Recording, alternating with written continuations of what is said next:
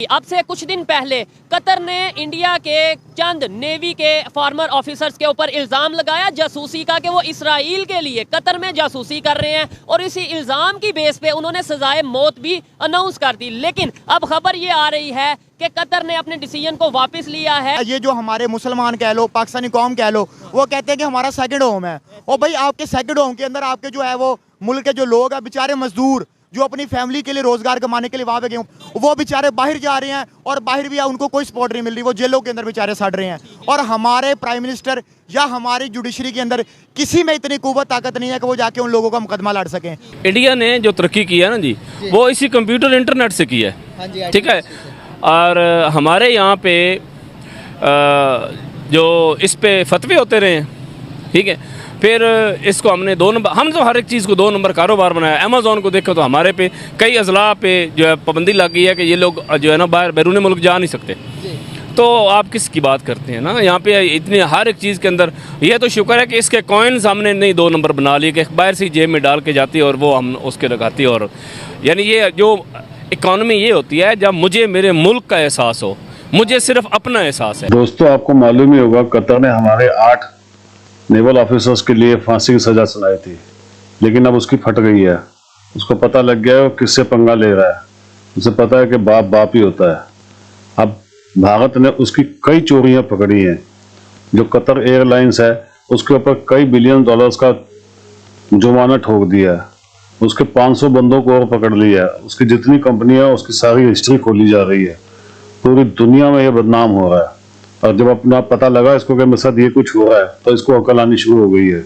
अब ये माफिया मांग रहा है। अब ये कह रहा है कोई बात नहीं जी, जो भी है हम आपके जितने भी सैनिक है उनके ऊपर पूरा केस मुकदमा चला लो, क्योंकि अब छोड़ने के लिए कोई ना कोई बहाना तो चाहिए ना इसको, राजा को। इसीलिए अब ये ना बहाने लगा रहा है।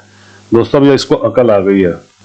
आप पूरी वीडियो देखिएगा, कमेंट्स कीजिएगा, वीडियो को लाइक कीजिएगा और चैनल को प्लीज सब्सक्राइब जरूर कीजिएगा। Thank you very much. क्या समझते हैं कतर ने आज के टाइम में, जब की जंग चल रही है, आज के टाइम में इंडिया के ऊपर या इंडिया के नेवी के फार्मर ऑफिसर्स के ऊपर इल्जाम लगाया कि ये जासूसी कर रहे हैं इसराइल के लिए, क्या समझते हैं ये सारे केस को आप?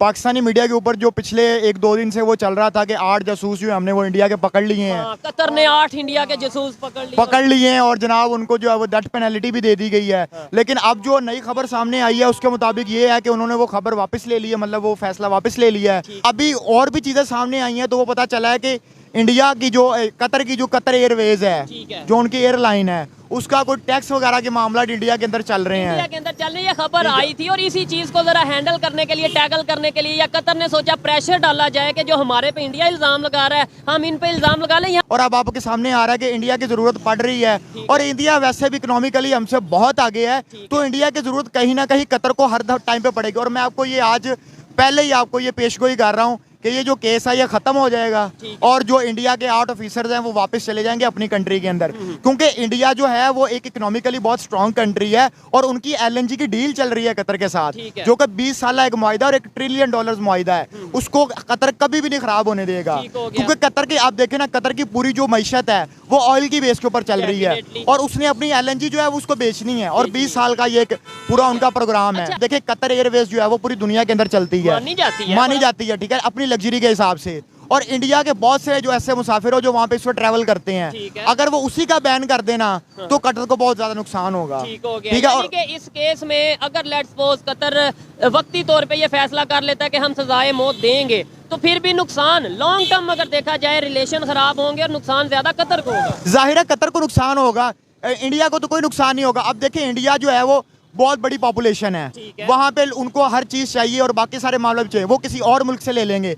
लेकिन इनकी जो पूरी की पूरी इकोनॉमी है वो डिपेंड कर रही होती है ऑयल के ऊपर। ये जितनी गल्फ कंट्रीज हैं, चाहे वो सऊदी अरब है, कतर है, ओमान है, जितने भी ये कंट्रीज हैं, इनकी ऑयल के ऊपर चल रही होती है और इन्होंने इनके साथ डील बनाई और जो कि वो डील खराब करना कभी नहीं चाहेंगे और ना ये कभी डील खराब हो सकती है, इसलिए इनको वो फैसला वापस ही लेना पड़ेगा। हमारे सऊदी अरब के अंदर, कतर के अंदर, इवन कतर के अंदर जो पाकिस्तानी मजदूर जाता है वहाँ पे कितने लोग जेलों में सड़ रहे हैं यार, इनको जरा भी ख्याल नहीं है पाकिस्तानी को। हम इस्लामिक ब्रदर इस्लामिक मतलब ये है कि ये इस्लामिक नॉन इस्लामिक वाले कंसेप्ट को मैं उस तरीके से नहीं मानता। मैं मानता हूँ कि भाई जिस कंट्री का जहाँ पे मुफाद होता है वो काम करता है, वो बात करता है। लेकिन हमें यहाँ पे ये बताया जाता है ब्रदर इस्लामिक कंट्रीज, हम यूनिटी है पूरी दुनिया में, जो 57 या OIC कंट्रीज हैं, सब यूनाइटेड हैं, तो हम तो इस्लामिक कंट्रीज होके कतर की जेलों से अपने कैदी नहीं छुड़ा पा रहे। इंडिया दूसरी साइड पे जो है वो एक सेकुलर कंट्री है और हमें यहाँ पे बताया जाता है वो तो हिंदुओं का कंट्री है, तो वो अपने फॉरेन पॉलिसी को इतने बेहतर तरीके से लेके नहीं, पहले नंबर पे तो मैं आपकी इस बात से इख्तलाफ रखूंगा। कोई वो हिंदू कंट्री मुझे नहीं लगता, वहाँ एक सेकुलर कंट्री है। बताया जाता हमें ये बताया जा रहा है, हमें तो और भी बहुत कुछ बताया जा रहा है जो कि हकीकत के बरक्स है। अभी भी देखिए हमारी डिप्लोमेसी का हिसाब लगा ले कि हमारे पास जो सऊदी अरब मुसलमान ये जो हमारे मुसलमान कह लो, पाकिस्तानी कौम कह लो, वो कहते हैं कि हमारा सेकंड होम है। और भाई आपके सेकंड होम के अंदर आपके जो है वो मुल्क के जो लोग हैं बेचारे मजदूर जो अपनी फैमिली के लिए रोजगार कमाने के लिए वहाँ पे गए, वो बेचारे बाहर जा रहे हैं और बाहर भी उनको कोई सपोर्ट नहीं मिल रही, वो जेलों के अंदर बेचारे सड़ रहे हैं। और हमारे प्राइम मिनिस्टर या हमारी जुडिशरी के अंदर किसी में इतनी कुव्वत ताकत नहीं है कि वो जाके उन लोगों का मुकदमा लड़ सकें। और वहाँ पे देखिए सिर्फ 8 लोग हैं। और मैं आपको बता दूं इस टाइम मेरी फिगर गलत हो सकती है, 10,000 से ज्यादा लोग सऊदी अरब की जेलों के अंदर पाकिस्तानी बैठे हैं। क्या लगता है कि इकोनॉमिकल लिहाज से अगर हम बात करें, जीडीपी के लिहाज से, अगर हम किसी भी सेक्टर से बात करें, मौजूदा टाइम के अंदर कौन सा मुल्क ज़्यादा पावरफुल है, पाकिस्तान या फिर हमारा पड़ोसी मुल्क हिंदुस्तान? नहीं, हिंदुस्तान बहुत पावरफुल है, बहुत ज़्यादा पावरफुल है। हाँ जी, हाँ जी। सर क्या मुकाबला नहीं कर सकते? नहीं नहीं, क्यों सर?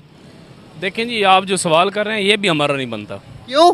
क्योंकि हम सिर्फ ये, आपने भी सुना होगा या कहीं से पढ़ लिया होगा, बाकी आपको जीडीपी या किस चीज़ का पता है? मुझे पता है। कोई नहीं पता? पता मुझे। और भाई छोड़ें, जिस मुल्क में एक जो ठेले वाला है वो QR कोड से पैसे वसूल कर रहा है, ठीक है, कौन से मुल्क का?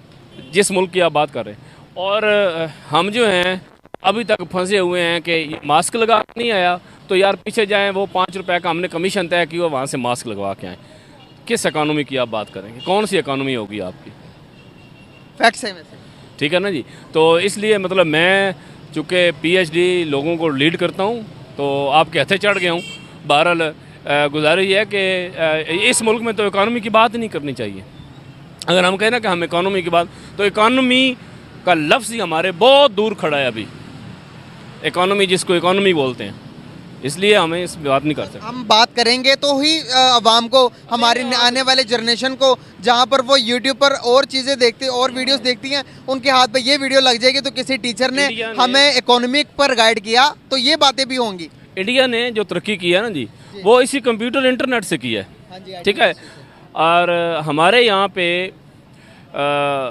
जो इस पे फतवे होते रहे हैं, ठीक है, फिर इसको हमने 2 नंबर, हम तो हर एक चीज़ को 2 नंबर कारोबार बनाया। अमेज़ॉन को देखो तो हमारे पे कई अजला पे जो है पाबंदी लग गई है कि ये लोग जो है ना बाहर बैरून मुल्क जा नहीं सकते। तो आप किसकी बात करते हैं ना, यहाँ पे इतनी हर एक चीज़ के अंदर, यह तो शुक्र है कि इसके कॉइन्स हमने नहीं 2 नंबर बना लिए कि बाहर से जेब में डाल के जाती और वो हम उसके लगाती, और यानी ये जो इकॉनमी ये होती है जब मुझे मेरे मुल्क का एहसास हो, मुझे सिर्फ अपना एहसास है, ठीक है।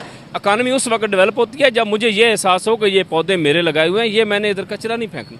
ये कॉइन्स मैं एक लेता हूँ, मैं उन्हें कहूँ यार 5 रुपये ज़्यादा ले लें, मेरे मुल्क पे लग रहे हैं, अगर मुझे इसका यकीन हो कि मेरे मुल्क पे लगेंगे, ठीक है, तो फिर मैं मुल्क को फ्लोरिश करूँगा। हम मुल्क को नहीं फ्लोरिश करते, हम अपने आप को फ्लोरिश करते हैं। दोस्तों, पाकिस्तानी मीडिया बहुत खुश हो रहा था, वो सोच रहा था कि अब कतर ने हिंदुस्तान की ना गर्दन दबा ली है, लेकिन वो ये नहीं जानता था कि इधर मोदी जी बैठे हैं। कतर जैसे 50 आ जाए तो उसको नीचे, पैर के नीचे मसल देंगे।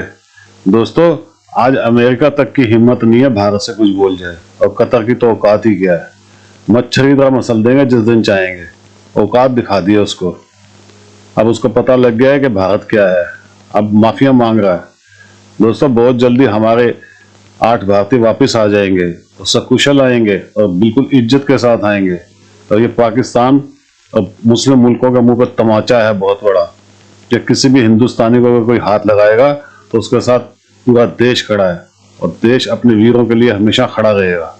किसी की हिम्मत नहीं है जो किसी भारतीय को हाथ लगा दे। दोस्तों, प्लीज़ कमेंट्स करके बताइएगा वीडियो कैसे लगी। वीडियो को प्लीज़ लाइक कीजिएगा और चैनल को सब्सक्राइब जरूर कर लीजिएगा। Thank you very much.